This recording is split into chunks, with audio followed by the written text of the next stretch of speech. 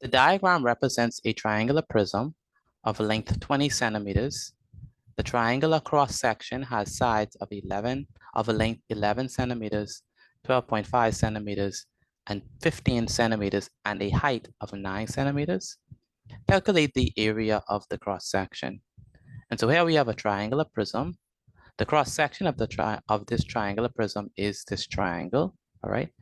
And what they want us to do is they want us to figure out what is the area of the cross-section. Said differently, they want us to figure out what is the area of this triangle. What is the formula for the area of the triangle? Well, the area of a triangle is base times height divided by 2. Here, the base is 15 centimeters, and the height is 9 centimeters, all right? And so we have 15 centimeters times 9 centimeters divided by 2. 15 times 9 is 135, and if we divide it by 2, we get 67.5. And so that means that the area of the cross section is 67.5 centimeters squared. Next, we need to determine the volume of this prism.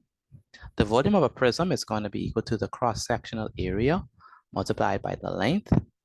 Here, the area of the cross section is what we determined previously, 67.5 centimeters squared, and we multiply it by the length, which is this.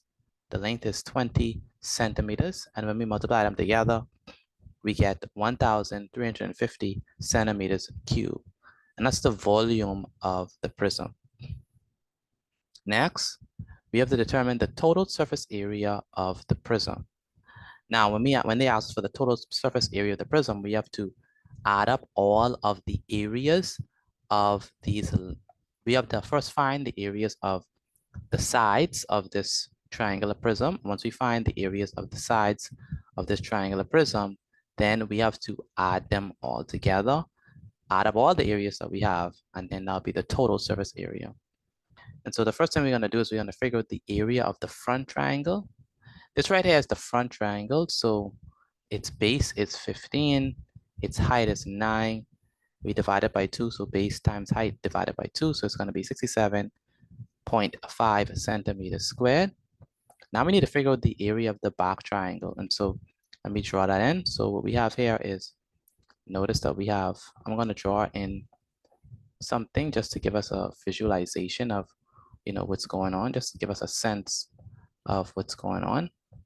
And so you can, when you're doing this question, kind of draw it in so you can have just a sense or understanding of what's happening, all right?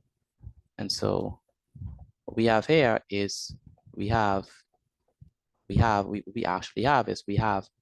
a front triangle, but we also have a triangle in the back, all right? That's this triangle. And this triangle, right, its base is the same thing as this one. Its base is 15 centimeters, and its height is also 9 centimeters. So it's going to be base times height divided by 2. And so the area of the front and back triangle are the same, 67.5 centimeters. Next, we need to figure out the area of the bottom rectangle. And so here we have the bottom rectangle right here, all right? Now, if we want to figure out the area of the bottom rectangle, we have to take the length of it. This is the length of it, 20 centimeters, and multiply it by the width, which is 15 centimeters. So we have 20 centimeters multiplied by 15 centimeters, and 20 centimeters multiplied by 15 centimeters gives us 300 centimeters squared. That's the area of the bottom rectangle. Next, we need to figure out the area of the right rectangle. That's the area of this rectangle that is to the right. That's this one. It has a length of 20 centimeters, but it has a width of 12.5 centimeters. So it's going to be 20 times 12.5, which is 250 centimeters squared. That's the area of the right rectangle. Next, we need to figure out the area of the left rectangle. So we have this length right here, which is 20 centimeters, and this width right here, which is 11 centimeters. So we have 20 centimeters, which is the length, multiplied by 11 centimeters, which is the width. So we have 20 centimeters multiplied by 11 centimeters, and that gives us 220 centimeters squared. And so we have the area of the front triangle, the area of the back triangle, the area of the bottom right and left rectangle. And so what we have to do now is we have to add all of those areas together to get the total surface area of the prism. 67.5 centimeters squared plus 67.5 centimeters squared plus 300 centimeters squared plus 300 centimeters squared plus 250 centimeters squared plus 220 centimeters squared. When we add them all together, we get 905 centimeters squared. And so that means that the total surface area of the prism is going to be 905 centimeters squared. And that's the answer to this question.